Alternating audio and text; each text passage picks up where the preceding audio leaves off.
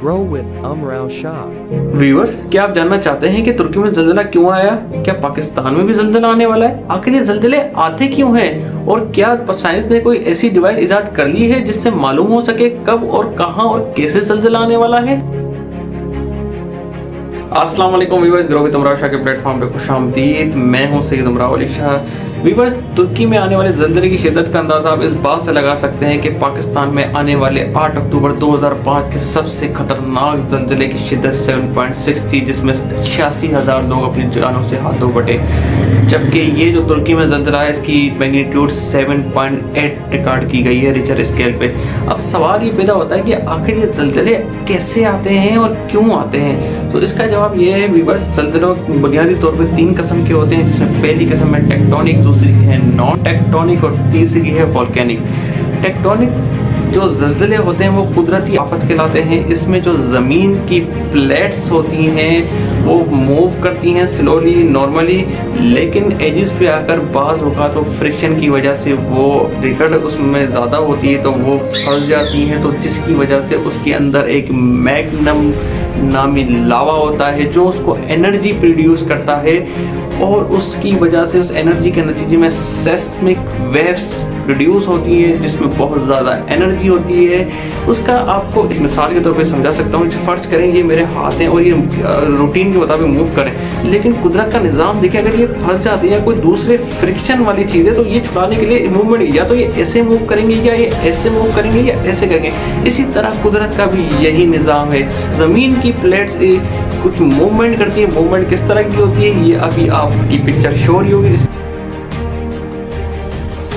तो सबसे पहले है नॉर्मल फॉल्ट मैग्नीट्यूड होता है। नॉर्मल फॉल्ट में ज़मीन की प्लेट्स ऊपर से नीचे की तरफ आती है, जिसमें 7 मैग्नीट्यूड से कम का जल्जला पैदा होता है। दूसरा फॉल्ट है इस तरह का प्रोड्यूस होता है कि जिसमें रिवर्स फॉल्ट प्रोड्यूस होता है, जिसमें ज़मीन नीचे से ऊपर की तरफ, ये भी आपको पिक्चर शो रही होगी, नीचे से ऊपर प्लेट मूव होती है। इसमें 8 या 8 से ज़्यादा मैग्नीट्यूड का जल्जला आता है।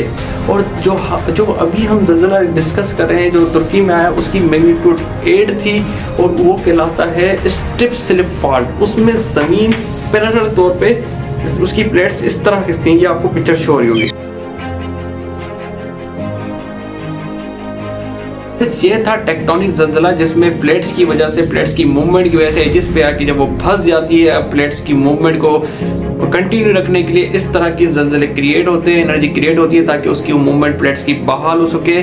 जिस जगह पे वो जल्जला आया होता है उसके अंदर वाला जो निचली सतह पे जिधर ये क्रिएट होता है उस पर फोकस पॉइंट करते हैं, और जहाँ ऊपरी सतह पे जमीन पे इसके असरात मुरतब होते हैं उसको एपिक सेंटर कहते हैं। लीवर ये था टेक्टोनिक जल्जला, जिसमें जमीन की प्लेट्स की मूवमेंट की वजह से जल्जले क्रिएट होते थे, और किस तरह के जल्जले क्रिएट होते हैं हम डिस्कस कर चुके होते हैं। नॉन टेक्टोनिक इंसानों की वजह से आते हैं, जब हम कोई ऑयल रिएक्शन करते हैं, एक्सिक्यूट करते हैं, कोई मशीनों में ये इंजेक्ट करते हैं जमीन की सतह पे, तो इसमें कोई हल्की नौयत के जल्जले उसमें भी क्रिएट हो जाते हैं। वोल्केनिक लावा की सूरत में निकलने वाले जल्जले होते हैं। व्यूअर्स, अब हम आते हैं इस बात पे कि आखिर तुर्की में ही जल्जला क्यों आया। तो इसका जवाब ये है कि जो एजिस पे, अभी मैं आपको बता रहा था कि एजिस पर प्लेटें आकर फंस जाती हैं, तो 3 ऐसे बेल्ट हैं जहाँ पे वो एजिस होते हैं और उधर ज़्यादा जल्जले आते हैं। जिसमें पहला एजिस जो है उसमें आपके खत्ते में आते हैं पाकिस्तान, इंडिया, ईरान, अफगानिस्तान और ये तुर्की वगैरह। इसी तरह दूसरे बेल्ट में आते हैं अमेरिका, अलास्का, जनूबी अमेरिका, मैक्सिको, और इसी तरह एक और 3 प्लेट है। तो इसी वजह से ये जो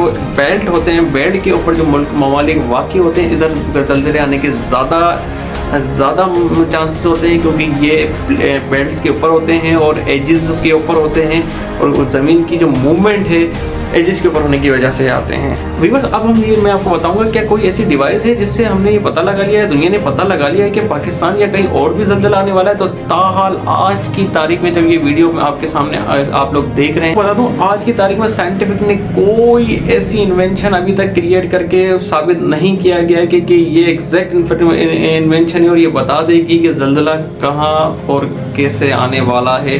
और अभी रिसेंटली आप जैसे कि देख रहे हैं कि कोई साइंटिस्ट ने वो उनकी अपनी प्रेडिक्शन थी, अपनी एक नॉलेज थी, लेकिन देयर इज नो एविडेंस कि अभी उनके पास कोई ऐसी डिवाइस जिससे वो साबित कर सकें कि एग्जैक्ट किस टाइम और किधर जल्जला आने वाला है। लोग अपनी प्रेडिक्शन करते हैं, उस पर साइंटिस्ट भी अपनी प्रेडिक्शन करते हैं, उसके मुताबिक बिल्कुल बाज़ औक़ात वो सही होती हैं, गलत होती हैं, लेकिन आज तक कोई ऐसी इन्वेंशन नहीं हो सकी जिससे जल्जले का मालूम हो सके। वीवर्स, अपना और अपने प्यारों का बहुत ख्याल रखिएगा। अल्लाह ताला हमें नागानी आफतों से महफूज रखे। अल्लाह ताला आपका हामी और नासिर हो। अल्लाह हाफिज़ वीवर्स, थैंक यू।